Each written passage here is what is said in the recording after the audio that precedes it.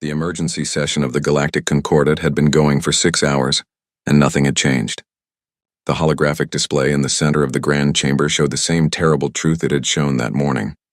Red markers spread across the star map like a disease, each one representing a world conquered by the Krithak Dominion. 47 species had seats in this council chamber. 12 of those species no longer had homeworlds to return to. Ambassador Velnara stood at the center podium, her forearms gesturing in a pattern that her species used to show deep distress. Her compound eyes reflected the red glow of the display as she watched another admiral present another plan that would not work. The Dominion had more than 10,000 warships. The Concordat had perhaps 8,000, and half of those were damaged or pinned down defending critical systems.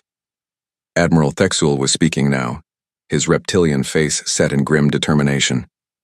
We must consolidate our forces at the Hadrian defense line.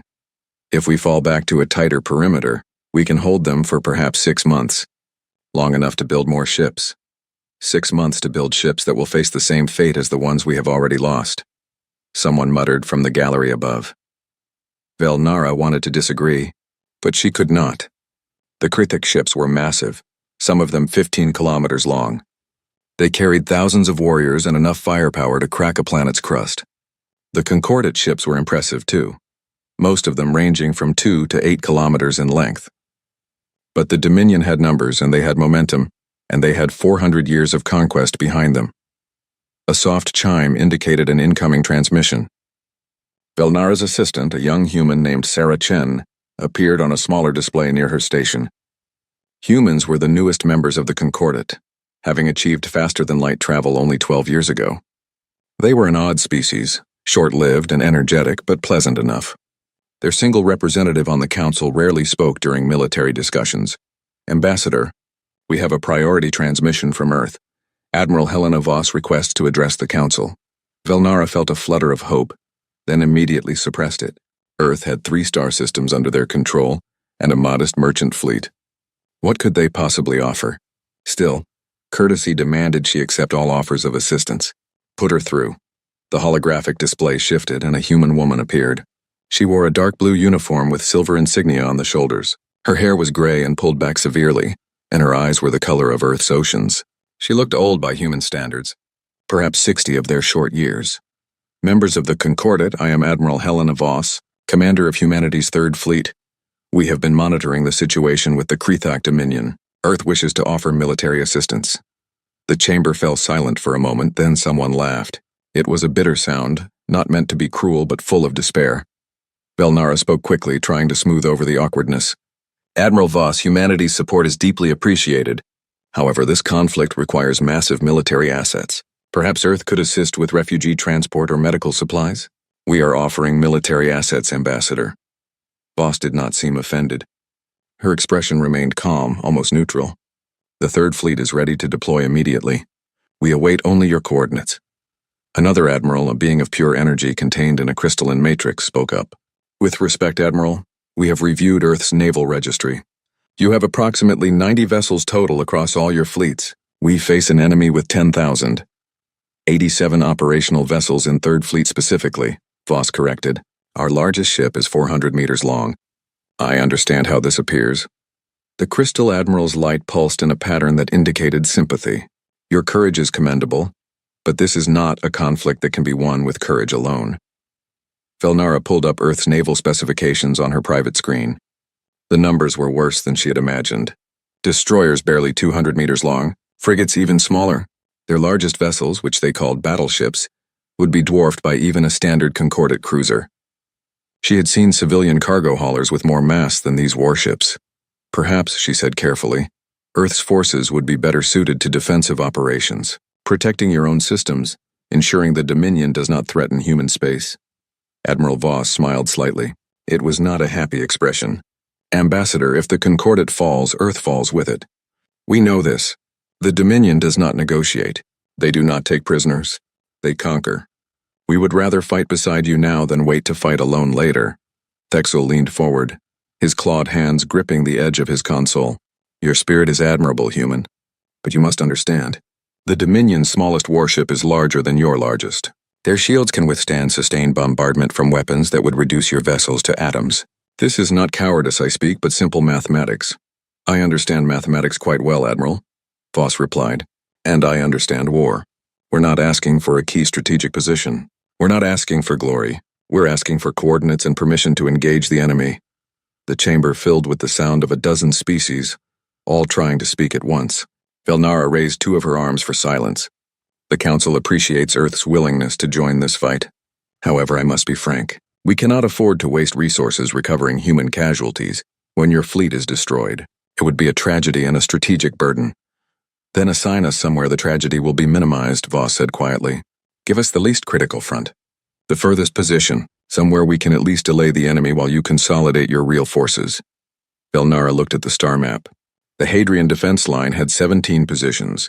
15 were critical choke points that absolutely had to hold. One was a moderately important system with civilian populations, and one was essentially empty space near a gas giant, important only because it represented a gap in the line.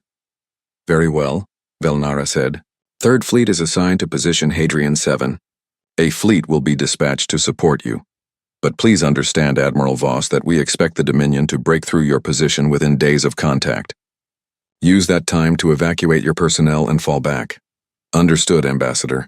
Third Fleet will deploy immediately. Expect us in 6 weeks. The transmission ended. The chamber remained quiet for a long moment. Finally, Admiral Thexul spoke, his voice heavy with regret. They are brave. I wish we could save them. They are fools, another admiral muttered. Sending ships that small against the Dominion is suicide. Velnara returned to her private chamber after the session ended. Sarah Chen was waiting with a cup of tea, a human custom that Velnara had grown fond of. I heard the transmission, the young woman said quietly. For what it's worth, Admiral Voss doesn't make mistakes. If she's taking the fleet in, she has a reason. The reason is that your species is too young to understand what they face, Velnara said, but her voice was gentle. I do not want to see humanity destroyed, Sarah. You have so much potential. Maybe that's why we're going, Sarah replied. Because we don't know enough to be afraid yet.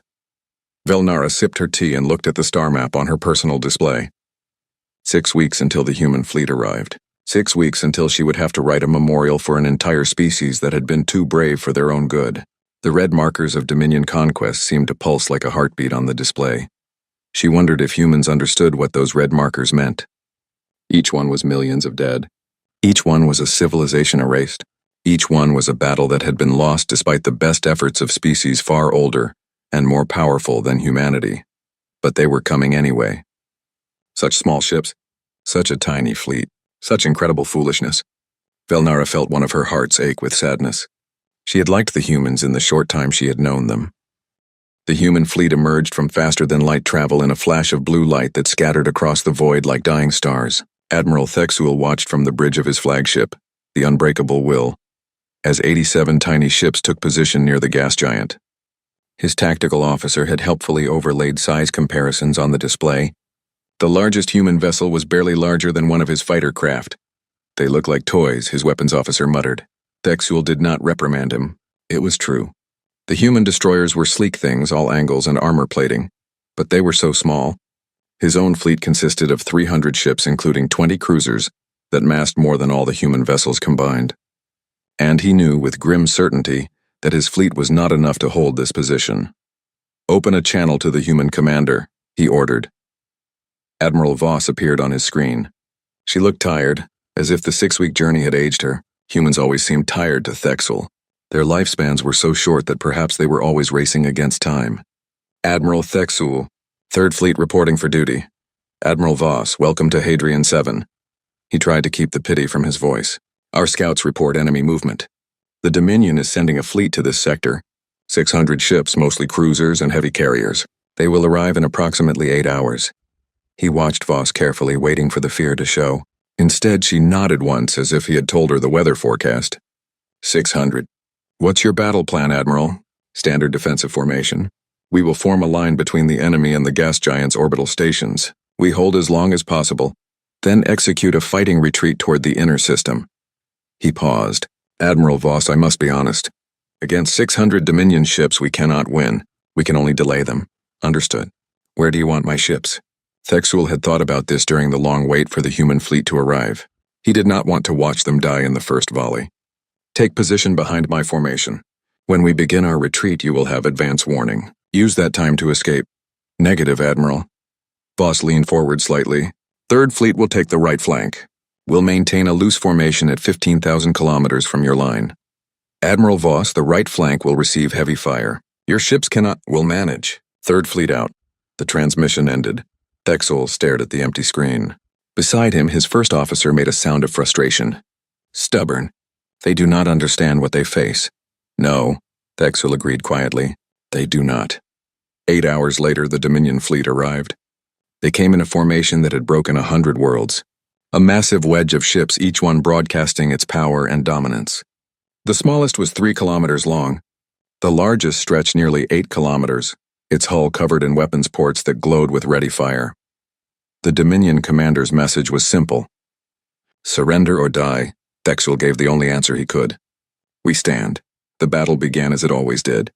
The Dominion ships advanced in formation, their shields shimmering with power. Thexel's fleet opened fire, long-range particle beams and missile volleys that lit up the void. The Dominion ships returned fire, and space became a storm of energy and explosions. Then the human fleet moved, and everything Thexel thought he knew about space combat stopped making sense. The human ships scattered. There was no other word for it. One moment they were in a loose formation, the next they were everywhere, moving in patterns that seemed random but somehow coordinated. His tactical display struggled to track them. Sir, the human fleet is breaking formation, his tactical officer reported, confusion clear in his voice. I can see that, Thexel growled. Were they fleeing already? But no, they were moving toward the enemy, not away, just not in any formation he recognized. Then the human ships opened fire, and Thexel understood that war had changed. The humans did not use energy weapons. Instead, they fired solid projectiles, thousands of them, tiny pieces of metal that his sensors barely registered. The projectiles moved at impossible speeds, nearly a fraction of light speed. They should have been easy to dodge, but there were so many of them, and they came from so many angles. A Dominion cruiser's shields flared as hundreds of tungsten rounds hammered into it. The shields held for perhaps 3 seconds, then collapsed. The rounds punched through the hull like it was paper. Atmosphere vented. Secondary explosions rippled along the ship's length. By the ancestors, someone whispered. The human ships did not stay still long enough to be targeted. They moved in ways that should have turned their crews into paste. 40 gravities of acceleration, 50 more. They curved and twisted through space like living things. A human destroyer, barely 200 meters long, slipped past a Dominion battleship's weapons fire and launched something. Torpedoes, his tactical officer said. But sir, they're not flying straight. They're maneuvering independently. Thexel watched as 20 torpedoes spread out, then converged on a single Dominion ship from different angles. The enemy's defensive guns destroyed half of them, but the rest got through. The explosions were not large, but they were precise. Each torpedo struck a critical system. Engines, weapons, command deck. The Dominion ship went dark and began to drift. How many ships have the humans destroyed? Thexel demanded. 17 confirmed kills, sir. Another 30 with critical damage. His tactical officer's voice was shaking. Sir, they've been fighting for 11 minutes. 11 minutes. Thexel's fleet had destroyed 9 enemy ships in the same time, and they had 300 vessels to the humans' 87. He looked at the tactical display again, really looked at it. The human ships were not just fighting. They were hunting. A pack of human frigates surrounded a Dominion carrier. They fired from all sides, never staying in one place, never giving the carrier a clean shot. The carrier's shields failed. The carrier exploded. The human ships were already moving to their next target before the debris finished expanding. Admiral Voss's voice came over the command channel, calm and professional. All units go weapons free. Remember, there are no points for second place. Hunt them down, not fight, not engage. Hunt. The Dominion commander tried to reform his fleet, tried to establish a defensive line, but the human ships would not let him. They struck at his flanks, at his rear, at any ship that separated from the group even slightly. They fired those terrible railguns that moved too fast to dodge and torpedoes that thought for themselves. 3 hours into the battle, the Dominion fleet began to retreat. They had lost more than 200 ships. Thexel's fleet had lost 18. The human fleet had lost 7, but the survivors showed damage. One destroyer was leaking atmosphere from a dozen breaches but still firing its weapons. The Dominion ships ran, and the human ships chased them, still firing, still hunting, until they reached the edge of sensor range. When it was over, Thexel sat in his command chair and tried to understand what he had just witnessed. His first officer stood beside him, all forearms hanging limply in shock. "Sir, what were those tactics?" "I do not know," Thexel admitted. "I have fought in 40 engagements. I have never seen anything like that." "They fought without honor," the weapons officer said, but his voice lacked conviction. "They did not give the enemy a chance to surrender. They struck from behind, from the sides. They destroyed ships that were already crippled. They fought to win," Thexel corrected quietly. He opened a channel to Admiral Voss. The human woman appeared on his screen, a cut on her forehead leaking blood. Her uniform was scorched on one side. "Admiral Voss, my fleet thanks you for your assistance. Just doing our job, Admiral."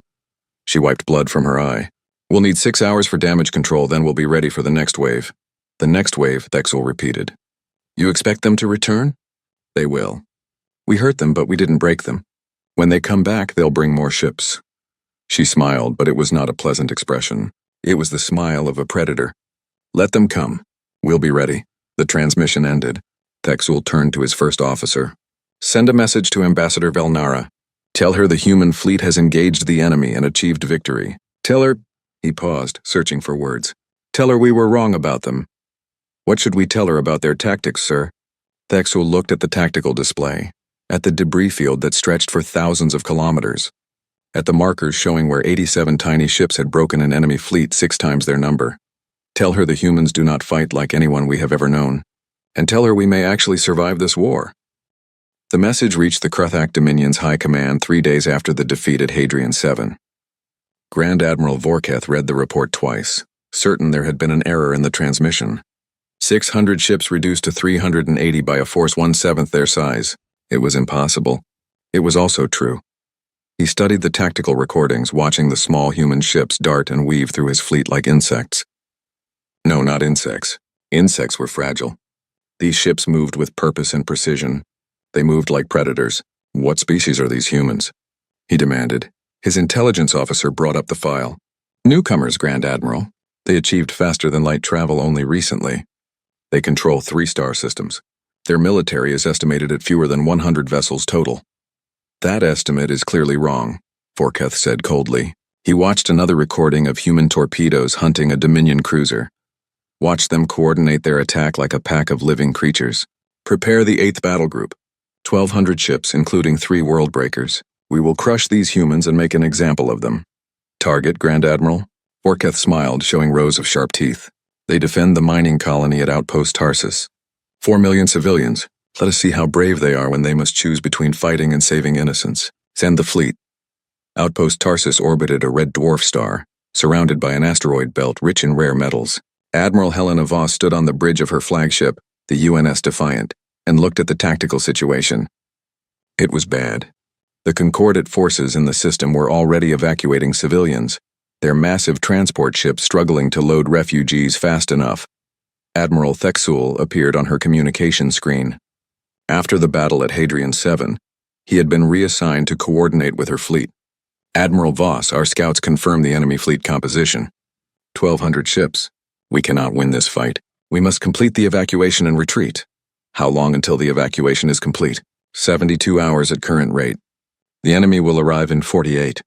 Voss nodded slowly, her mind already working through the problem. "Then we buy you 24 hours. Keep loading those transports, Admiral."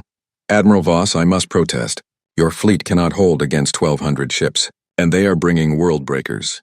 Those vessels are designed to destroy planets. Your largest ship would fit inside one of their cargo bays." "I understand the math, Admiral. 3rd Fleet is staying. You have your orders." Thexel's reptilian features showed an emotion Voss had learned to recognize, frustration mixed with respect. "You are either the bravest human I have met or the most insane." "Maybe both," Voss said with a tired smile. "We'll find out in 48 hours. She cut the transmission and turned to her staff. "Get me Commander Park from the Engineering Corps, and I want complete mining surveys of this asteroid field. Every rock bigger than a shuttle. I want to know where it is and what it's made of." Her first officer, Commander Sarah Chen, raised an eyebrow. Sarah was young, barely 30, but she had proven herself in the last battle. "What are you planning, Admiral?" "We're going to do what humans do best, Commander. We're going to cheat." For the next 48 hours, the human fleet worked without rest. Engineering crews in spacesuits moved through the asteroid field. attaching small devices to carefully selected rocks. Mining charges, normally used for extracting ore, were repurposed and networked together. Navigation buoys were hacked and reprogrammed. Civilian mining equipment was hauled up from the colony and converted into weapons. Commander Park, a stocky woman with grease-stained hands, reported to Voss on the bridge. "Admiral, we've placed 8,000 mines throughout the field. They're linked to a central control system. We can detonate them in any pattern you want. We've also got 50 fusion reactors from the colony rigged as improvised energy weapons. They'll get one shot each before they melt down, but that one shot will hurt. What about the asteroid positioning? Trickier. We've attached maneuvering thrusters to 300 large asteroids. We can move them, but not quickly. Think of them as very slow missiles." Voss studied the tactical display. The asteroid field surrounded Outpost Tarsus like a shell. Millions of rocks from pebbles to mountains. The perfect place to hide surprises. "Good work, Commander. Now get some sleep. You'll need to be sharp when this starts." The Krethak Dominion fleet arrived exactly on schedule. 1,200 ships dropped out of faster-than-light travel in a formation meant to inspire terror. 3 Worldbreaker-class dreadnoughts led the fleet, each one 20 kilometers of armor and weapons. They were not built for speed or elegance. They were built to destroy civilizations. Grand Admiral Vorketh broadcast his message to the colony. "Humans of Outpost Tarsus, you have 1 hour to surrender unconditionally. If you refuse, we will demonstrate the power of the Dominion. Your fleet will be destroyed. Your colony will be reduced to ash. Your species will learn what happens to those who defy us." Admiral Voss responded calmly. "This is Admiral Helena Voss of the United Nations of Earth. Your terms are rejected. If you want this colony, come and take it." Vorketh felt a flash of anger at the insolence. "As you wish. Fleet advance. Destroy everything." The Dominion fleet moved into the asteroid field, confidently pushing through the rocks. Their shields were strong enough to shrug off any natural debris. Their sensors swept ahead, looking for the human fleet. They found nothing. The asteroid field appeared empty except for rocks and mining equipment. "Where are they hiding?" Vorketh demanded. Then space exploded around him. Thousands of mines detonated simultaneously, not randomly but in carefully timed patterns. Each explosion sent debris flying at tremendous speeds. Asteroids shattered and their fragments became projectiles. The fragments hit shields, weakening them. More mines detonated, more debris flew. The chain reaction spread through the fleet like wildfire. A Dominion cruiser's shields failed under the constant bombardment. A chunk of asteroid the size of a building punched through its hull. The ship broke in half. "Evasive maneuvers," Vorketh shouted, but it was too late. The fleet was deep in the asteroid field now, and the rocks themselves had become weapons. Navigation buoys hacked by human engineers broadcast false coordinates. Ships that relied on those coordinates suddenly found themselves on collision courses with asteroids. Then the human ships appeared, emerging from hiding places among the larger asteroids. They had been there all along, cold and silent, waiting. Now they attacked from a dozen directions at once, their railguns firing, their torpedoes launching. They struck at damaged ships, at vessels whose shields were already weakened by the debris storm. A human frigate, tiny compared to its target, accelerated straight toward a Worldbreaker-class dreadnought. Vorketh watched in disbelief as the small ship ignored all defensive fire, ignored common sense, and rammed directly into the dreadnought's engine section at tremendous speed. The collision should have been meaningless. The dreadnought was so large, so massive, but the human ship hit precisely where it needed to, and it was moving at nearly a tenth of light speed. The impact destroyed the dreadnought's engines and set off a chain reaction in its fuel systems. The massive ship began to list, powerless. Did they just suicide ram us? Vorketh's weapons officer asked in shock. "Negative," the sensor officer reported. The crew evacuated in escape pods 3 seconds before impact. They're already being picked up by another human ship. They had planned it. They had calculated exactly when to abandon ship, exactly where to hit, exactly what would happen. Vorketh felt something he had not felt in decades of conquest. He felt afraid. The battle raged for 18 hours. The human fleet used every trick they could devise. Makeshift weapons on the colony's surface fired at ships passing overhead, crippling 2 more dreadnoughts. Human destroyers lured Dominion ships into carefully positioned ambushes. Torpedoes worked in groups to overwhelm defenses. Nothing was wasted. Every shot had a purpose. When Vorketh finally ordered a retreat, he had lost 814 ships. The human fleet had lost 34 vessels, but they had won. The transports had finished evacuating. The colony was safe. 4 million civilians were alive because 87 tiny ships had refused to surrender. Admiral Thexel arrived with reinforcements 3 hours after the battle ended. He found the human fleet still active, still alert, salvaging what they could from their damaged ships. Admiral Voss looked exhausted when she appeared on his screen. Her uniform was torn. She had burns on her arms, but she was smiling. "Evacuation complete, Admiral. The colony is empty. You can move in your repair ships." "Admiral Voss, I have no words. What you have accomplished here?" "We did what needed to be done," Voss interrupted gently. "That's all. But Admiral, I need to request immediate resupply. We're low on torpedoes and railgun ammunition, and we need engineers. A lot of our ships are held together with emergency welds and hope." Thexul looked at the tactical recordings, at the debris field that stretched through the entire asteroid belt. Ships held together with welds and hope had just defeated a fleet 15 times their size. "I will send everything you need. But please, Admiral, your crews must rest. Rest later. War now." Voss straightened despite her obvious exhaustion. "Besides, I think we made them angry." Ambassador Velnara had not slept in 3 days. She stood in her private office, staring at the reports from Outpost Tarsus, reading them over and over because they could not possibly be real. 87 ships, 1,200 enemy vessels. The humans had won, not just survived but won decisively. It defied everything she understood about warfare. "Ambassador, you asked to see me?" Sarah Chen stood in the doorway holding a data pad. The young human liaison looked as tired as Velnara felt. "Yes. Sarah, I need you to explain something to me. How did they do it? Your fleet is so small, your ships are so tiny, yet you have now defeated 2 enemy fleets that should have destroyed you easily. What am I missing?" Sarah sat down, setting her datapad on the desk. "Permission to speak freely, Ambassador?" "Always. You've been measuring us wrong. You look at our ships and see how small they are. You count our fleet and see how few vessels we have. You think we're weak?" Sarah leaned forward. "But you're asking the wrong questions. You should be asking why we build ships that way. You should be asking where we learn to fight." Velnara felt her primary arms gesture in confusion. "Then tell me. Make me understand. The concordate species, all of you developed space travel and then you figured out space combat, right? You took what you knew about fighting and adapted it to 3 dimensions and 0 gravity." "Yes, of course. That is the natural progression." Sarah shook her head. "Earth did it differently. We mastered 3-dimensional combat before we ever left our planet." "How?" "Your planet is 2-dimensional. Land, air, and ocean. 71% of Earth's surface is covered in water, and humans have been fighting on, under, and around that water for thousands of years." Sarah pulled up images on her datapad. "Submarine warfare, Admiral. Ships that hide beneath the waves, that strike without warning, that hunt in packs. We've been perfecting those tactics for 400 years. Velnara looked at the images. "Strange vessels moving through blue water. I do not understand. What does water combat have to do with space?" "Everything. In water, you move in 3 dimensions. You deal with pressure and temperature gradients. You hide in terrain. You use sonar instead of sight. You coordinate with vessels you can't see. You attack from unexpected angles." Sarah smiled. "Space combat? That's just submarine warfare with a bigger ocean." Velnara sat down slowly, her mind racing. She pulled up the tactical recordings from Hadrian 7, watching them with new understanding. The way the human ships scattered and reformed, the way they attacked from multiple vectors, the way they hunted damaged ships. These were not the tactics of a species learning to fight in space. These were ancient tactics refined over centuries, applied to a new environment. "Show me more," she demanded. "Show me everything." For the next 6 hours, Sarah walked her through Earth's naval history.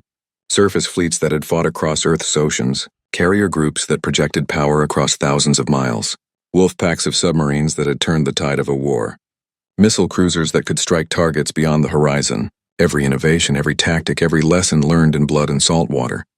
"We had to learn this," Sarah explained. "Earth is one planet, but the oceans divided us.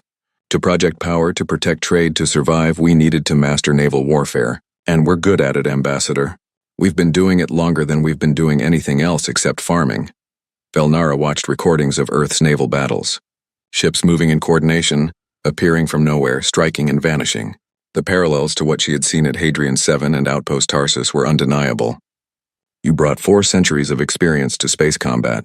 You already knew how to fight in 3 dimensions. You already knew how to use terrain and stealth and pack tactics." "Exactly.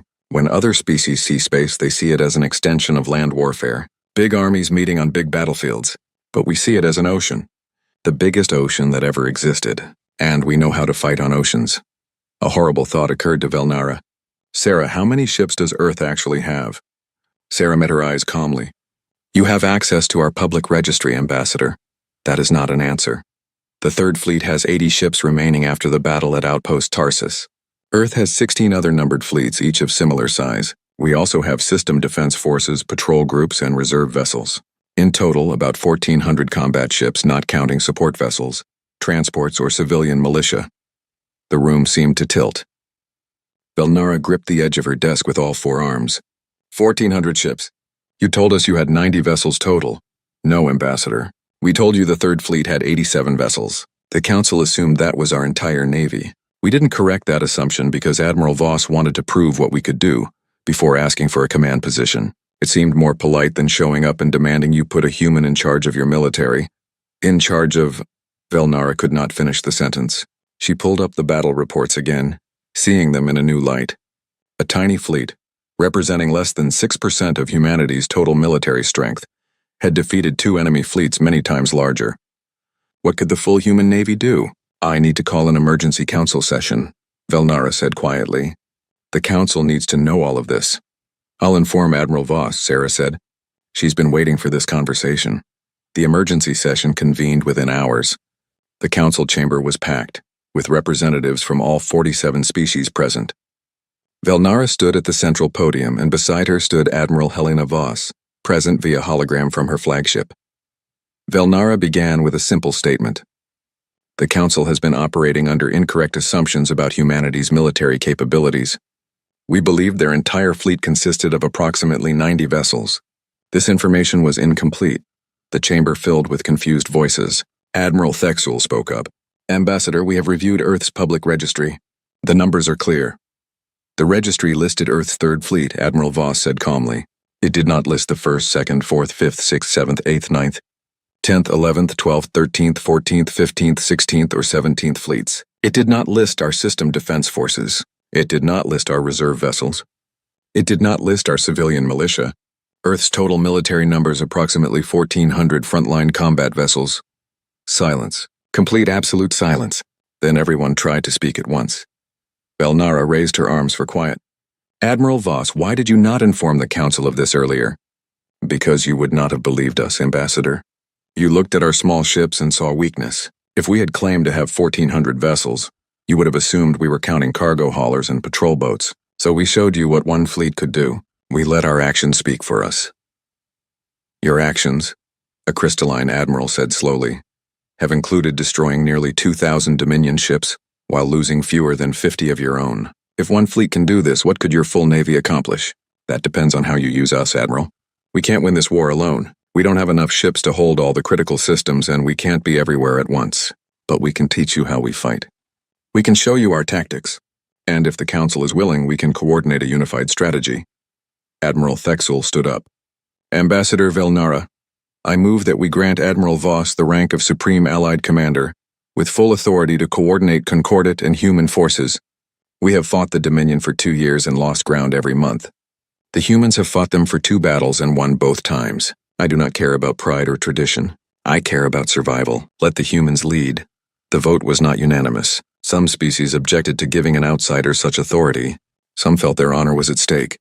Some simply could not accept that their way of fighting was inferior. But the vote passed with enough support. Admiral Voss accepted with a simple nod. Thank you for your trust. I'll do my best to earn it. Now let's get to work. I need complete tactical assessments from every fleet commander. I need engineering specifications for all ship classes. And I need to know every asset we have available, including civilian vessels that can be converted to military use.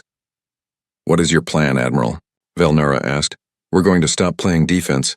The Dominion has momentum because they've been advancing for 2 years without significant resistance. We're going to take that momentum away from them. We're going to hit their supply lines, their communication networks, their forward bases. We're going to make them fight on our terms, not theirs. And we're going to teach every ship captain in the Concordat how to fight the way Earth fights. And how is that? The crystalline admiral asked. Admiral Voss smiled, but it was not a warm expression. It was the smile of someone who had spent a lifetime studying war. We fight to win, not to be honorable, not to be fair, not to give the enemy a chance. We fight to win, and we use every advantage we have, and we don't apologize for it. The Dominion has been conquering species for 400 years because they're ruthless and efficient, while Earth has been fighting wars for 10,000 years. We wrote the book on Ruthless and Efficient. Velnara felt something she had not felt since this war began. She felt hope. The briefing room aboard the UNS Defiant was packed with holographic projections of fleet commanders from 47 different species. Admiral Helena Voss stood at the center, looking at faces that ranged from skeptical to desperate. 3 weeks had passed since she had taken command of the Allied forces. 3 weeks of intensive training, reorganization, and planning. Now it was time to put all of that work to the test. Operation Earthbreaker begins in 72 hours, Voss announced. Our target is the Carveth system, the primary supply nexus for the Dominion's entire war effort. Every ship they send to the front lines passes through Carveth. Every resource they steal from conquered worlds gets processed there. Every command decision flows through their communication hub in that system. Take Carveth and we cut the head off the snake. Admiral Thexul studied the tactical display. The Dominion has 3,000 ships defending that system. Our combined fleet numbers 6,400 vessels. We have numerical advantage, but Carveth has extensive fortifications. Orbital defense platforms, minefields, planetary shields. The Concordat War College estimates a siege of Carveth would take 6 to 8 months, with catastrophic casualties. The Concordat War College thinks in terms of traditional warfare, Voss replied. Orbital bombardments, blockades, grinding attrition. That's not how we're going to do this. We're going to take Carveth in 72 hours. A Concordat admiral, a being of crystalline structure that pulsed with skeptical light, spoke up. Admiral Voss, I respect what you have accomplished, but this seems impossible. Even with human tactics, we cannot simply overwhelm such defenses in 3 days. You're right. We can't overwhelm them. Voss smiled. So we're not going to try. Commander Chen, bring up the operational plan. Sarah Chen, now promoted to Voss's chief of staff, activated a series of tactical displays. Operation Earthbreaker has 3 phases. Phase 1 is information warfare. We're going to hack every communication network the Dominion uses. We're going to feed them false intelligence about fleet movements, supply shortages, and internal rebellions. We're going to make them paranoid and confused. You can hack their secure networks? Someone asked doubtfully. We've been doing it for 3 weeks, Sarah replied. Humanity has been conducting cyber warfare since before we had spaceflight. We're very good at it. Right now, the Dominion Command thinks they have rebel uprisings in 3 different sectors. They've pulled ships from Carveth to respond, ships that aren't coming back in time. Voss took over. Phase 2 is distributed assault. We're not going to mass our fleet and attack head-on. We're splitting into 200 task forces, each with 20 to 40 ships. These task forces will hit Carveth from every direction simultaneously. The Dominion will have to split their forces to respond, and split forces are vulnerable forces. And Phase 3? Thexul asked. Phase 3 is overwhelming firepower at decisive points. Once their fleet is scattered and confused, we concentrate our forces on their command ships and supply depots. We destroy their ability to coordinate a defense. Then we take the system. Voss's expression hardened. I'm not interested in a fair fight. I'm interested in winning. This operation will be fast, brutal, and decisive. The Dominion has been fighting honorable battles for 4 centuries. We're going to teach them what happens when honor meets efficiency. The fleet assembled at the staging point. A System 3 jumps from Carveth. 6,400 ships representing 47 species, organized into 200 task forces. It was the largest military operation in Concordat history. Admiral Thexul commanded one of the task forces, a mixed group of 30 human and Concordat vessels. His communications officer was a young human named Lieutenant Marcus Webb. Over the past 3 weeks, Thexul had learned to trust the humans even if he did not always understand them. Lieutenant Webb, explain to me again why we are not traveling in formation. Because formations are predictable, sir. The Dominion will expect us to arrive in a standard battle formation. Instead, each task force will arrive at a different point around Carveth, at slightly different times from different approach vectors. They won't know where to concentrate their defenses. It seems chaotic, Webb grinned. That's the point, sir. Chaos is our weapon. The Dominion likes order, hierarchy, predictable tactics. We're going to give them chaos and they won't know how to respond. The task forces jumped to Carveth in waves. Thexul's group arrived to find space already alive with battle. The Dominion fleet was trying to respond to attacks coming from a dozen directions at once. Their communications were jammed. Their sensors were being spoofed by human electronic warfare, and their command structure was falling apart. Sir, we're detecting Dominion flagship Eternal Domination at coordinates 337, Webb reported. Admiral Voss is requesting all available task forces converge on that target. All available task forces? How many is that? 42, sir. 860 ships. Thexul felt his blood run cold. We are concentrating nearly a seventh of our fleet on a single target. Yes, sir. Once we take out their flagship, their command structure collapses. Then they're just individual ships without coordination. It went against everything Thexul had learned about warfare. You did not risk so many ships on a single target. But he had learned to trust human tactics even when they seemed insane. Helm, set course for the flagship. Weapons, prepare for concentrated fire. 42 task forces moving from 42 different directions converged on the Eternal Domination. The Dominion flagship was massive, 15 kilometers of armor and weapons. Its shields could withstand bombardment from 100 ships. But it was not facing 100 ships. It was facing 860, all firing simultaneously from different angles. The flagship's shields lasted 40 seconds. Then the concentrated railgun fire, the torpedo salvos, the particle beams, and missile swarms all struck home. The Eternal Domination broke apart in a series of explosions that lit up the system like a new sun. Flagship destroyed, Webb reported calmly. Dominion fleet is breaking formation. They're trying to retreat. Do not let them, Thexul ordered, and he felt strange saying it. A year ago, he would have allowed a defeated enemy to retreat with honor. Now he understood what Admiral Voss had tried to teach them. This was not about honor. This was about ending the war. Pursue and destroy. The battle raged for 51 hours. Human Marines in powered armor boarded Dominion command stations, fighting their way to control centers and capturing enemy officers. Task forces hunted down fleeing ships not out of cruelty but out of tactical necessity. Supply depots were destroyed. Communication arrays were smashed. The orbital fortifications that should have made Karveth impregnable were methodically eliminated. Grand Admiral Vorketh watched from his command ship in an adjacent system as Karveth fell. He had retreated there after the disaster at Outpost Tarsus, waiting for reinforcements that would never come. Now he watched as the supply nexus that fed his entire war machine was torn apart by an enemy that fought without mercy or hesitation. Sir, we're receiving a transmission from the humans, his communication officer said quietly. Admiral Voss appeared on his screen. She looked tired, as humans always did, but there was steel in her eyes.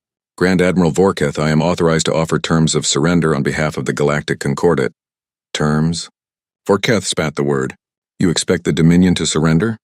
I expect you to look at the tactical situation and accept reality. We have taken Karveth. We control your primary supply line. We have destroyed more than half your fleet in the past 8 weeks. Your forces are scattered, demoralized, and cut off from support. You can continue this war and watch your empire crumble, or you can accept our terms and save what remains of your people. What terms? Immediate cessation of hostilities, withdrawal from all conquered Concordat territories, reparations to be negotiated, war crimes tribunals for those responsible for atrocities. In exchange, we guarantee the territorial integrity of your core systems and a place at the negotiating table. Vorketh felt rage boiling inside him. The Dominion had never surrendered. For 400 years they had conquered and destroyed. To accept defeat from these tiny humans, these newcomers who had been in space for barely a decade. But he looked at the tactical display, at the shattered remains of his fleet, at the red markers showing Concordat and human forces advancing on every front. He looked at the recordings of human ships darting through his formations, human tactics that he still did not fully understand, human determination that seemed limitless. I need to consult with my government, he said finally. You have 72 hours, Voss replied. After that, we advance on your homeworld. I don't want to do that, Admiral. But I will if I must. Choose wisely. The transmission ended. Vorketh sat in his command chair, feeling the weight of 4 centuries of conquest crushing down on him. They had thought themselves invincible. They had believed no one could stand against the Dominion's power. They had been wrong. 7 days later, the Dominion signed the peace treaty aboard the UNS Defiant. Vorketh stood across from Admiral Voss as both of them signed the documents that ended the war.